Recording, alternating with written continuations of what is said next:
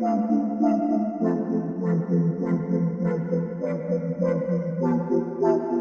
into the Film Guy Network. It's football season, which means I've got a film study for you.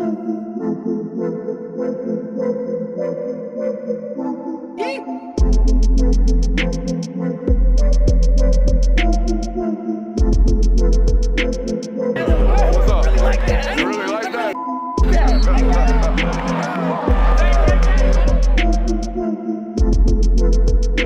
Let's shut up and grind some tape. What is up, ladies and gentlemen? Welcome in to the Film Guy Network on a fabulous Thursday morning here in the studio upon recording.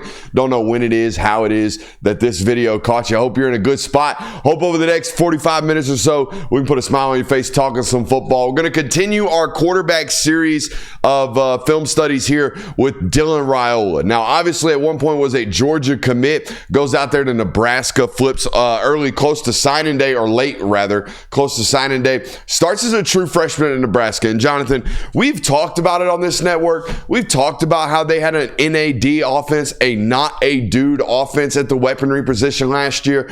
I don't think anything's going to cognify that more than this film right here. Okay, we're going to watch their bowl game against Boston College, and you're going to see it is very clear. I think this is his 13th start. Through 13 starts as a college football quarterback, it's very clear to me that Dylan Raiola knows how to play the position. He's playing it on time. He's playing it with his eyes in the right spot. He's playing in a real system that requires him to progress throughout the reads, right? However, not a lot of help on this system, or not a lot of help in this offense last year for these guys. I thought Matt Rule and his offensive staff did a good job of keeping things relatively easy on the young quarterback. But man, when you don't have weapons, it's really hard, particularly to drive the ball down the field. I talked about it in our live show the other day, Monday, Tuesdays, and Thursdays here on the network. I don't think there was a bigger addition in the offseason than Dane Key to this system, okay? This is a 6'3", 200-pounder that has proven he's a deep threat in the SEC. And if you're a proven deep threat in the SEC, I think you can get loose just about anywhere in college football. All right, I expect this to be a massive addition for this guy.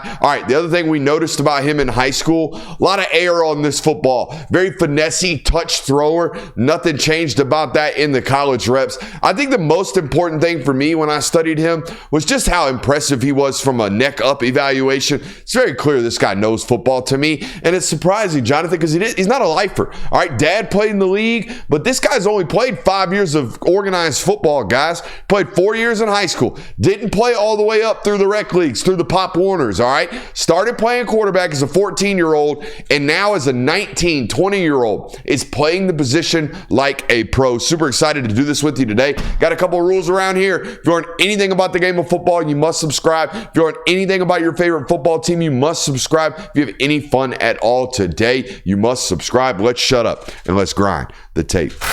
Jonathan, we have over the last, I'd say, 2 years, really introduced ourselves to a lot of college football fan bases.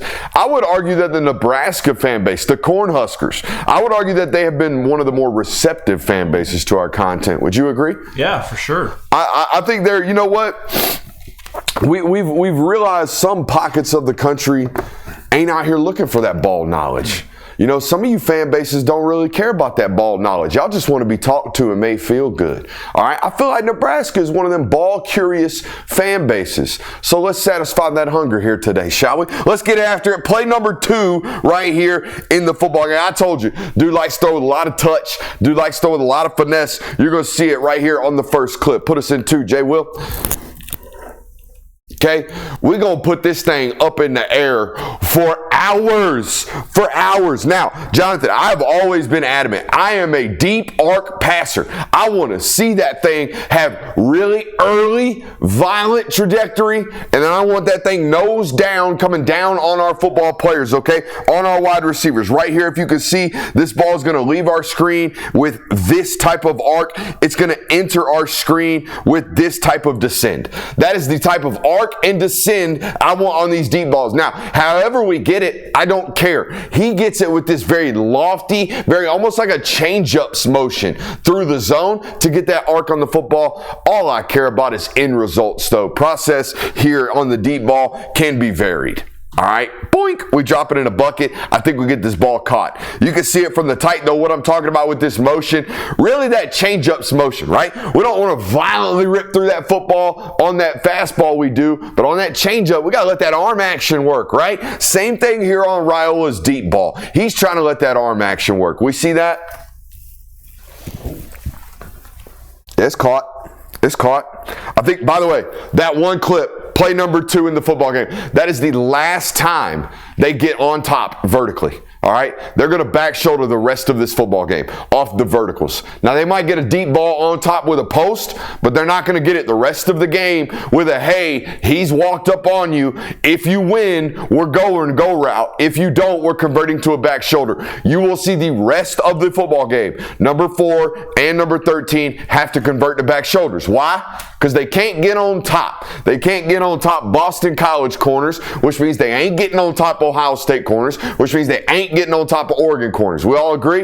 All right, so there we go. Let's go to play number 4. I thought they did a really good job in this offense last year because it's Rule, because it's a pro. I really do believe in Matt Rule as a coach and a coordinator and an offensive philosophy guy, okay? I don't think he's going to ask his quarterback to do things that their offense cannot. For example, it's 2nd and 10 right now, all right? 2nd and 10. We're trying to get ourselves back into a 3rd and manageable.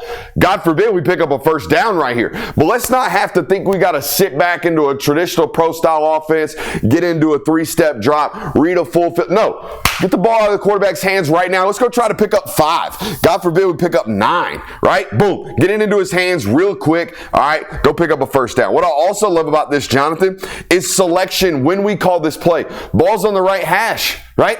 We get to throw this tunnel screen into the short side of the field, meaning our big, ugly, unathletic right tackle has an opportunity to actually make a play. Watch this right tackle right here, Jonathan, and you tell me, if this play was to a field, if he's got any shot of getting that block, he's got no chance. That little guy's going to make him miss. That's why we run these things to the boundary. Okay, we're trying to shorten those distances between the big guys and the little guys and let our little guy run to some grass.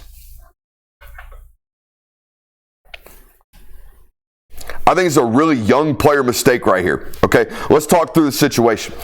I don't know about you, Jonathan.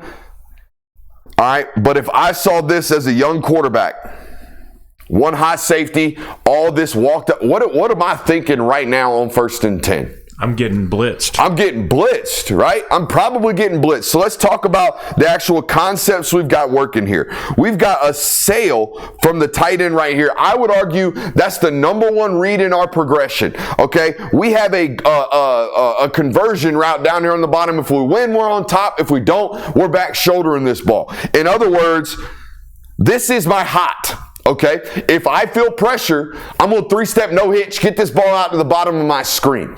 If I think I've got a winner, I'm going to throw this sail right here. That's the number 1 read in my progression. The number 1 thing we cannot do is try to do both. We can't try to throw this sail and play hot because we're going to be late to our hot. Watch this right here, guys.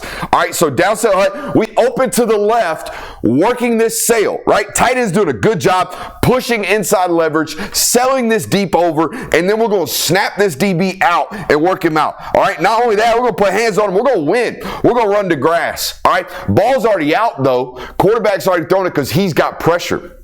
We told you pre-snap, you're probably going to get pressure, buddy. There's a lot of indications of that. Probably should have played hot from the start. All right, what happens here is we work hot late. We get hit as we throw. Ball sails on us, flails on us rather. We get picked off. Let's start it from the top. You can really see this. Jonathan, if we 3-step, no hitched, ball out, knew I was going to play hot, down to the bottom here, probably get this thing off clean. We're able to back shoulder this ball. By the way, there's the no hitch. We should be out already right now, okay? Instead, we do have to hitch up and jump up now. Now we got pressure in our face. Arm gets hit. Ball flails. All right, so as a young quarterback, we have to understand, hey, we're either hot or we're not. We're either going to play hot or we're going to stand in and take the sail. We can't try to do both like young Dylan did right there. 3 steps, 1, 2, 3, no hitch. If we're playing hot, we should already be right. All right, with us holding our eyes left here on 1st and 10, if I'm your quarterback's coach, I'm going to tell you right now, hey, we've already made the big boy decision to throw this sail, haven't we? So let's sit in there and let's just take the hit. You know what I mean? Let's sit in here, pockets collapsing. Who gives a damn? Give our tight end an option to win it, right? Give our tight end an option to win it. We've decided to take this risk. 10's going to win, bud. He's right there. Let's just take the risk. We got to take the hit to take the risk, though. Now, you tell me, Jonathan, I'm gonna let you watch this play and you tell me what you think about this post ball he throws right here. We'll watch the wide and then we'll watch the tight and you tell me what you think, okay? So there's the post from the wide, then you'll see it here from the tight. Tell me what you think about this, specifically this ball placement, Jonathan. Do you think there's anything to coach up here? I think we could have thrown it more outside. Right? Throw it flatter. Okay, throw it basically over here is what you're saying? Yeah. Yeah, all right. That's what I thought too. Okay, and even when I took the notes, I put, hey, gotta play flatter. And then what we do this spring, right? We went on our football pilgrimage. We started sitting in defensive meeting rooms. We started sitting in defensive back rooms. We started talking to these football coaches at a much higher level than we normally do. And what you have to understand, Jonathan, is sometimes football teams that play a lot of quarters, which this very much so could be and is. All right, look at that. That's a quarter shell, isn't it, Jonathan? You've seen enough football around here to know this. All right, sometimes these quarters football teams, if I approach the quarter safety, sometimes the corner will peel and replace into that high hole player is what we call that, okay? It's safety rotation without safety rotation, okay? We see the safety pulling down right now on the number 2 wide receiver that is pressed into his gap, which has freed up this corner at the top of the screen. Okay, so if this team is coached like this corner right here could replace into the high hole. All right, so if he did, we're not going to see that guy do that. All right, we're not going to see him do it. He's going to be over here to the left side of our screen, and we're not going to be able to see him replacing into the safety's hole. So we have to throw this ball where we're supposed to. We have to throw it to the coach landmark. We don't need to throw him open because we might be able to throw him into a corner. See how our eyes are impossible to get that far left. We'll never see that high hole replace player. All right, so we got to be careful doing that. That ball's thrown in the right spot. We got to make a damn play. NAD. Not a dude.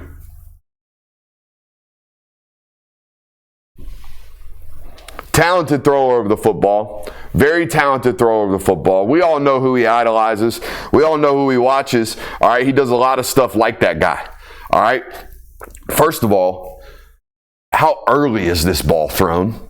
You know what I mean? This ball's already out. We're not even into our square end up here at the top of the screen. Ball's already out. Now, why is the ball already out? Left guard's getting beat like a steel drum. Here's the thing that I respect the hell out of Dylan. Okay? Dylan's played in, I'm not even going to call them muddy pockets. They've been downright dirty pockets for 2 straight years. It was at Buford, his last year of high school football. It's at Nebraska. They got dudes getting beat like crazy up front. All right, and he's having to play not only on time, he's having to play early. Look at this left guard. Left guard gets spun like a top right here. Not only do we have pressure from a D tackle, okay? I mean, we didn't even touch him. Hey, here's a news tip for the offensive lineman. Block the down lineman, please.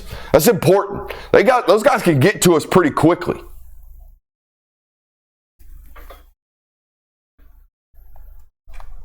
I think this is a mature ass check down right here. Talking about playing with an internal clock. How many times have you heard that? Hey, you gotta have an internal clock. Gotta have an internal clock. What does that look like? Well, it looks like this right here. Get to the top of our drop. We got 1 hitch, ball out.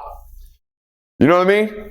1 hitch, ball out. Now, we could try to throw all this, but what do I see? I see bail, I see bail, I see bail, I see bail, I see bail, I see bail, I see bail. It's 2nd and 10. You know what I mean? 5 will get you 10. I used to have offensive coordinators say that all the time. Hey, a little 5-yard throw might get you 10 if everybody's bailed out. If it's the right throw, 5 will get you 10. This is an example of a 5-yard throw picking up 10. Boom, 5-yard throw. Let's go pick up 10. Great job right there. This is what it means to play on time. Watch him. Get to the top of our drop, 3-step drop, 1 hitch. Okay, we're going to step up into the pocket once. If nothing's there, ball needs to come out right now. 1, 2, 3, 1 hitch, ball out. We love that.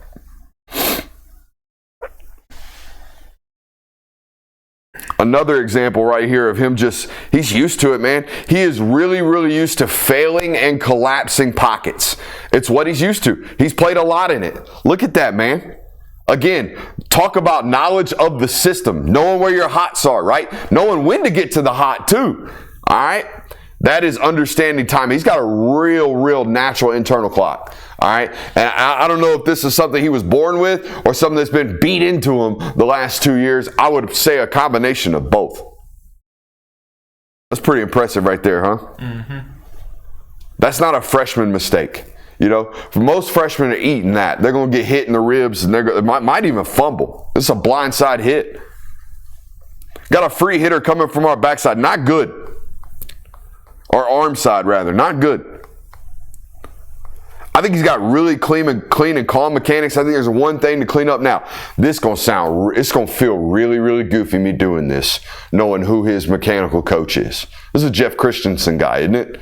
I think so. Yeah, this is a Jeff Christensen guy. Like this dude's 10-year NFL daddy spends a lot of money making sure he's mechanically clean. So don't listen to Meathead right here, but we're a little toey. We're real toey. I see heels. I see grass or air in between our heels and the ground right here. All right, take a look at it from the tight, downset hut. Come on with it. Give me a play action motion. Look how toey we are. Look how toey we are. Our heels are up the entire time. Our front heels up the entire time. Hey, we don't like to hit golf balls on our toes, do we? We don't like to hit golf balls on our toes. We don't like to power clean on our toes, do we? Well, anything that requires ground force, we ain't on our toes. We're in through the insteps of our feet, okay? We want our full cleats in the ground. Are we really going to be working off that nub right there inside that foot? All right, I've talked about this on this network before. We want to be right there. That's where we want our ground force. We don't want it on our tiptoes, okay? That's why I do think this ball kind of, you see it kind of a flutter on him there at the end? Hey, be a little more ground forcey right here, Dylan. But look how calm the mechanics are. Love how we load right here, too. Watch us load our back hip right here, Jonathan, right there. You see that? That load. Hey, also, we can be dippy. We can be dippy if we're twitchy, all right? Isn't that what we said? We can be elongated if we're whippy, right? We can be long if we're quick. All right, we can be long if we're quick. Ain't nobody telling him to fix the arm slot. This note just says Dane Key was needed terribly in this offense. I mean, find me a single solitary soul getting space, please. You know, we're converting. We're going to give this guy an opportunity to get on top. The corner's going to run it for him. NAD. Now, I loved this clip. This was when I was like, all right, nah, we got a Sunday guy eventually. He's thinking and playing it like a Sunday guy. All right, the last read in the progressions, this square in from number 4 here at the top. Watch what happens, all right? We're going to work to our left. Downset hut, 3-step drop, 1 hitch. All right, we're going to work to our left. We don't like what we see to our left. Tight end's getting hung up right here. Tight end's getting hung up down at the bottom of the screen. Don't like what the number 1 wide receiver's got in terms of an options, okay? Here we go. Let's pause it. All right, we got tight end getting hung up right here. Tight end getting hung up right here. We got bracketed coverage right here underneath and over the top of that number 1 wide receiver. Nonetheless, hey, everything over here looked pretty damn cooked, don't it? All right, also, everyone should notice, right tackle getting beat like a steel drum. We finna get hit again, okay? So now guess what? This number 3 read in our progression, by the time we get to it, we better be ready to throw it. Not only are we ready to throw it, we throw it and we get it out and we get it completed. Now, this looks like a panicked throw. When you're somebody sitting at home watching this and don't know what you're watching, I see this as he got that out in literally the millisecond of timing that it needed to do in order for him to get the ball out. And I think he threw it really early here because of the pressure. Watch this from the tight, okay? We're going to work left through our progression. We don't like it. All right, we're going to scan, read the field, and by the time we get back to number 4, we're not necessarily in a position ready to throw, but mentally we're ready to throw, aren't we? Because we've had to be the last 2 years. Even if our feet and eyes aren't ready to scan over there, we better be able to rip that football whenever we do get over there. Look at that.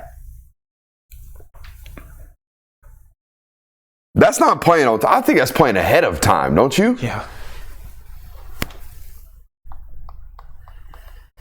There's another rep here of the idea that, like, you think a number 4 is getting on top. He's not. It's just never going to happen. They needed bad some additions out there. All right. Let's talk ball here. All right. Now, I love everything about this from his standpoint. Motions the tight end, sees he's got man coverage, signals to his slot wide receiver and his number one wide receiver out there. Okay, we getting the games going on. What's the games? We're going to do one of these. All right. Now, the number 2 wide receiver, number 13 right here, is going to be wide ass open. Now, my question to you, chat, and to you, quarterback, and to you, wide receiver, are you coached to run this flat when you come out of this break? I think so, based on the quarterback's, All right, we missed that ball. But I think we're coached as soon as we come out of this break right here to work our butt flat towards the pylon. All right, that's what I think we're coached, and I'm about to tell you how I know it's how we're coached. Let's watch the quarterback, please. Hey, let's stop this, okay? Let's not do this. Let's not do this, and let's damn sure not do this. Let's not do this. Let's not tell him and tell the world that he was the one messing up. All right, we're a freshman quarterback. I understand this, but let's eliminate all of this. Let's be a robot out there. I think Jaden Daniels is a robot. I think Tom Brady's a robot until I see him on the sideline because NFL Films gave me the mic'd up version of him cussing out Julian Edelman. Let's do that when we get over there. Let's not let the world know on tape that we're frustrated and that we had a wide receiver bust an assignment, because I think we did. Let's just get to the sideline. Let's go.